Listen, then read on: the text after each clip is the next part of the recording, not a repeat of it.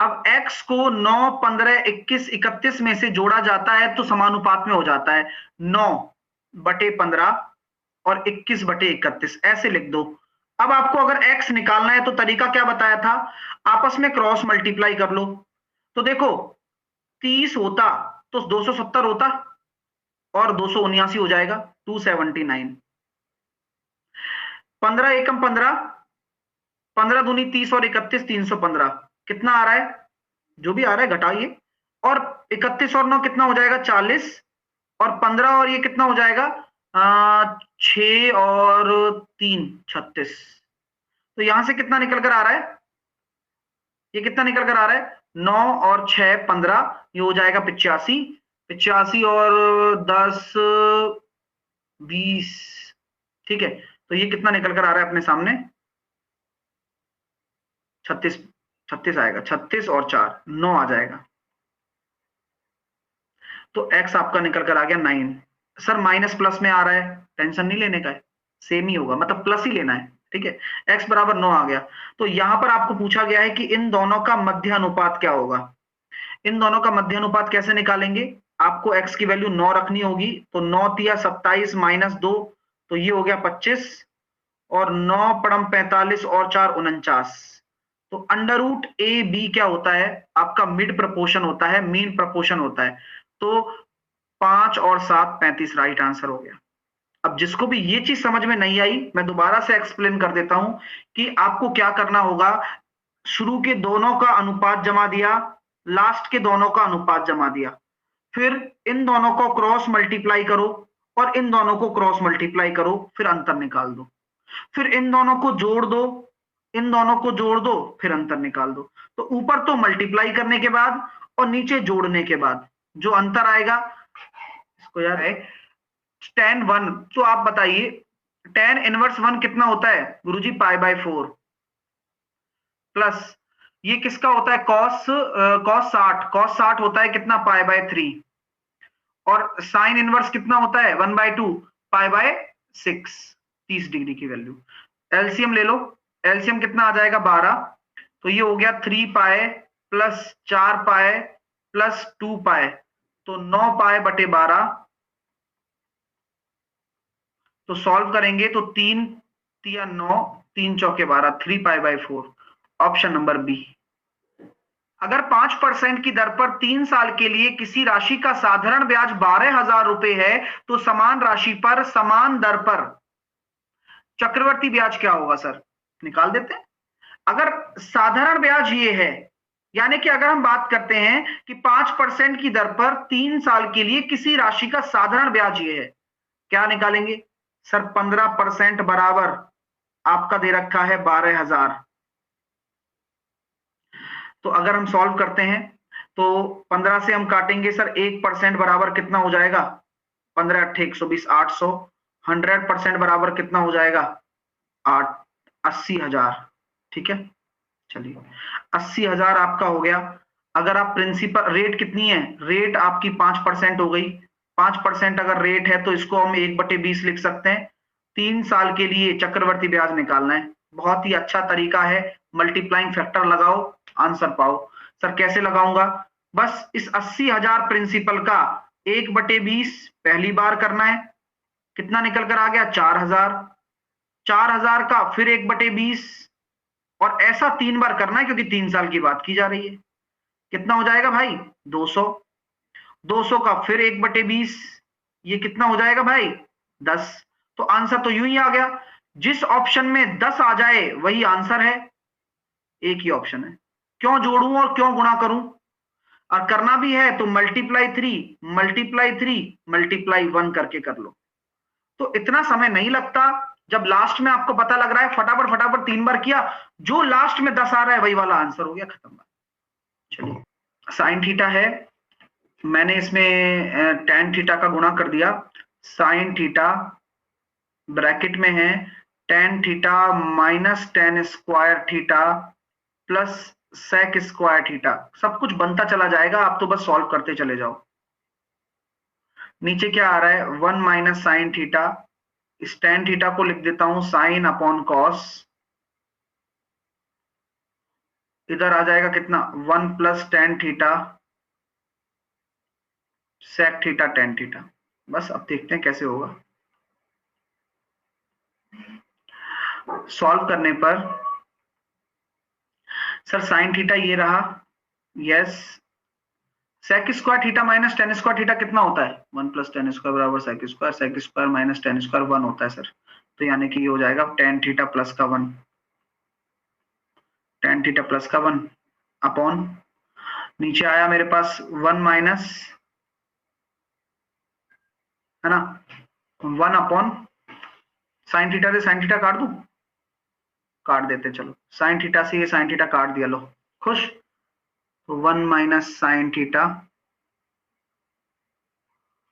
1 plus tan theta cosec भी तो बचा हुआ है, और sec theta plus tan theta, ये भी कट गया टन टन। चलो नीचे क्या बच गया, नीचे बच गया sir sec theta minus tan theta और sec theta plus tan theta, और ये सब जानते हैं ये 1 होता है सर। तो आंसर कितना आएगा 1। फलों के एक कार्टन में कुल 3 दर्जन फल हैं, जिनमें इनमें इसमें 7:5 के अनुपात में क्रमशः सेब तथा आम है। ओके 3 दर्जन, यानी कि क्या हम ये कह सकते हैं 3 दर्जन मतलब 36 आपके फ्रूट्स हो गए, जिसमें 7:5 के अनुपात में क्या है सेब और आम है, यानी कि आपके 7 एप्पल है, तो एप्पल कितने हो जाएंगे, और 5 आपके क्या है मैंगो है। तो सर 7 और 5 12 बराबर 36, 1 बराबर 3, यानी कि 21 आपके एप्पल हो गए और 15 आपके क्या हो गए मैंगो हो गए। यदि कुल आम में से 40% आम सड़ गए तो खाने योग्य आमों की संख्या बताइए। तो जितने भी आम है, जैसे कि 15 आम है, अब 15 में से आपके 40% आम सड़ गए, यानी कि सही कितने हैं, तो 15 का 30 60%, 9 आम आपके क्या हैं सेफ है। तो खाने योग्य आम कितने बचेंगे, केवल 9 बचेंगे। इस तरह से आपको उत्तर देना है। इसको 2 की पावर 18 माइनस 1 तो कैसे करोगे, बहुत सारे तरीके हैं सर। मैं इसको लिख सकता हूं 2 की पावर 6 क्यूब माइनस 1 की पावर 6 क्यूब, यस। या मैं इसको लिख सकता हूं 2 की पावर 18 2 की पावर 9 का स्क्वायर माइनस 1 का स्क्वायर, यस। बहुत सारे तरीके लिखने के, आपको टुकड़े करने हैं। अब टुकड़े कैसे होंगे, फॉर्मूले वाइज होंगे टुकड़े। तो अगर हम बात करते हैं, तो मैं अगर इसमें लिखता हूं ये ए स्क्वायर माइनस बी स्क्वायर, तो ये हो जाएगा सर ए प्लस बी और ए माइनस बी। एनी प्रॉब्लम मेरे प्यारे विद्यार्थियों, बता दो, किसी को कोई दिक्कत नहीं।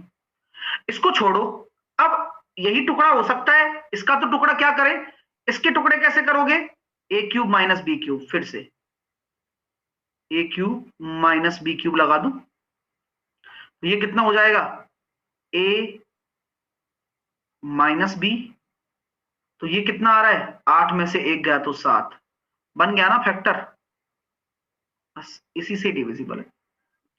3 पुरुष और 4 महिलाएं 7 दिनों में एक कार्य को करती हैं। 3 पुरुष हैं, 4 महिलाएं हैं, 7 दिनों में एक कार्य को करते हैं, करने दो। और 2 पुरुष और 1 महिला 14 दिनों में करते हैं। 2 पुरुष हैं और 1 महिला है, वह 14 दिनों में करते हैं। अब आइए, तो यहां हम कह सकते हैं 7 या 21 और 14 दूनी 28, तो यहां हम कह सकते हैं 7 आदमी, 7 चौके 28 और 14, तो यहां पर कितना निकल कर आ रहा है 14 दूनी 28 और 7 या 21, ये हो गया 7, 7 दूनी 14 और 7 चौके 28 और 14, यानी कि 14W। तो M और W की एफिशिएंसी आएगी वो 2:1 आ गई। टोटल वर्क निकालो, टोटल वर्क कितना होगा जल्दी से बताओ सर। M को रख दो आप 2 और W को रख दो आप 1, किसी को पता नहीं चलेगा। M को रख दिया 2, 3 दूनी 6, W को रख दिया 1, 6 और 4 10, 10 × 7, यही टोटल वर्क है। अब क्या बोला जा रहा है, इसी काम को 7 महिलाएं, अब एक महिला की एफिशिएंसी 1 है तो 7 महिलाएं कितने दिन में करेंगी? 10 दिन में। आ गया आंसर। करत एस और टी समान दिशा। अच्छा, इसका भी मतलब है क्या? हाँ है ना, हर चीज का मतलब है। 6 किलोमीटर 10 किलोमीटर की गति से चलना शुरू करते हैं। अच्छा, 5 घंटे के बाद एस अपनी गति को दुगना कर लेता है और टी अपनी गति से 2 किलोमीटर घंटे की कमी करता है अपनी गति में। ठीक है, और दोनों एक साथ अपने स्थान पर पहुंच जाते हैं। ओके, यानी कहने का मतलब क्या है कि जो 6 की रफ्तार है वह 5 घंटे तक यही रही, और फिर उसके बाद एस अपनी गति कितनी कर लेगा? 12 कर लेगा। ठीक है, ओके सर, कोई टेंशन नहीं है। उसके बाद बोला जा रहा है कि 10 तो 5 घंटे तक ऐसे ही चलता रहा टीवी, और उसके बाद वो अपनी गति कितनी कर लेगा? वो अपनी गति कितनी कर लेगा? 8। Very good. आपको पता है कितना टाइम लगा? आपको पता है कि यात्रा में पूरा कितना समय लगा? आप में से किसको पता है? किसी को पता है? एनीवन? किसी को नहीं पता ना? क्या मानोगे? टी मान लो।